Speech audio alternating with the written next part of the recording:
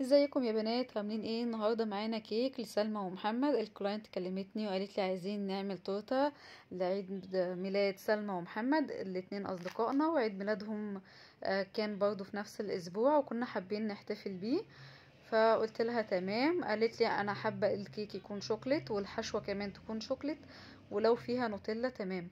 قلت لها تمام لو انت حابه حشوات اضافيه تانية. قالت لي لا كده تمام. وكمان اتكلمنا بقى على التزيين او الديزاين بتاع التورته.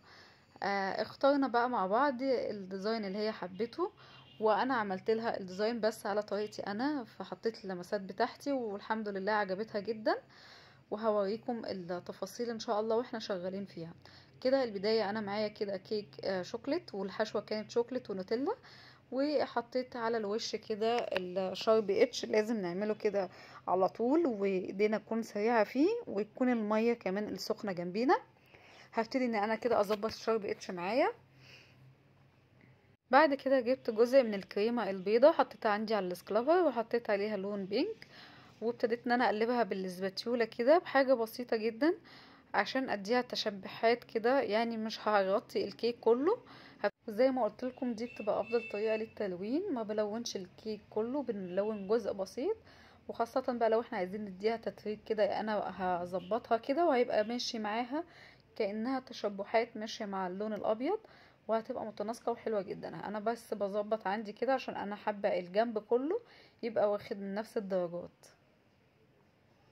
حتى لو هتلاحظوا اني انا حاطة فواتح على غوامق ومظبطة الدنيا بالدرجة بتاعة اللون. بصوا خدت كمان حاجة بسيطة من الابيض عشان حباه يطلع معايا كده في قلب التشبيحة بتاعة اللون. وحطيت السكرابر في مية سخنة وابتديت ان انا اعمل بيه على طول كده.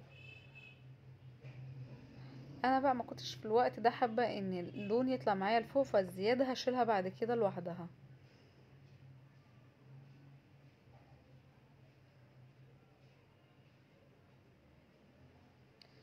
بص بقى جبت بقى بعد كده السكرابر دوت، انا بحبه جدا في الاستعمال، خفيف كده والحجم بتاعه كويس جدا.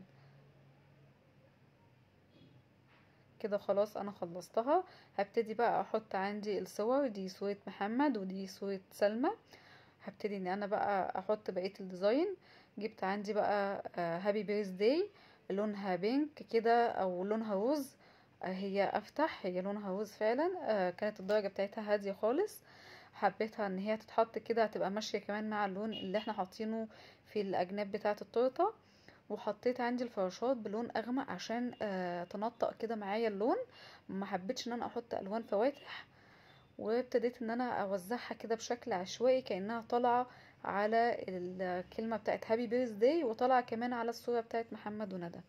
حبيت كمان احط سبرينكل كده ابيض وكريسب. حبيت كمان احط اكسر اللون بالكريسب الفضي. كان شكل التورته فعلا نطقت معايا والشكل بتاعها كمان اختلف. واحنا كمان كسرنا اللون بتاع البامبا والبتاع البناتي باللون الفضي عشان يمشي مع الستايل او يمشي مع صورة محمد. الكلاينت بقى كانت اول مرة تتعامل معايا واول ما شافتها وكمان كلت الطعم بتاع الكيك بتاعي عجبتها جدا، وعملت لي ريفيو كمان عندي على البيج، وقالت لي ان شاء الله مش هيبقى اخر تعامل، مع انها كانت قلقانه جدا وكانت خايفه ان الحاجه ما تطلعش زي ما هي عايزه. فالحمد لله. يا رب دايما اكون عند حسن ظنكم بيا. ما تنسوش تشوفوا الفيديو للاخر عشان تشوفوا راي الكلاينت في التورته بتاعتي كان رايها عامل ازاي. وده كده كان شكل التورته بتاعتنا بعد ما خلصت. يا رب تكون عجبتكم، ولو استفدتوا من الفيديو ما تنسوش تدوسوا لايك واشتراك للقناه لو انتوا لسه ما اشتركتوش. وان شاء الله اشوفكم في اوردر جديد وفيديو جديد. باي باي.